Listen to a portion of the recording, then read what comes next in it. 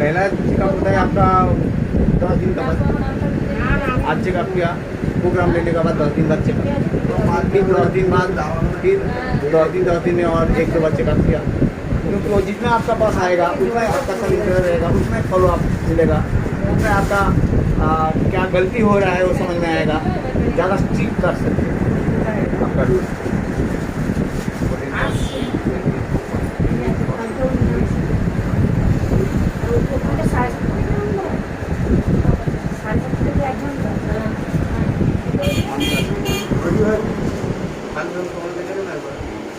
বলছিলাম তাহলে আপনি প্রোগ্রামটা হয়ে যাওয়ার পরে এখানে আসেন না আপনি আমি বলেন এখানে এসে জয়েন করে দিই। আপনি এখানে তো চলে আপনি করেন না এক্সারসাইজটা আমি বাড়িতে ওখানে করি না, কারণ আমার টাইমের সাথে ম্যাচ করে না। সেটা এখানে पहले আসতেই वेट होता है, हाइट का हिसाब से। एक्सरसाइज हाइट है 151 सेंटीमीटर, मतलब 151 स्लैब नहीं है, 150 तक ही रखिए।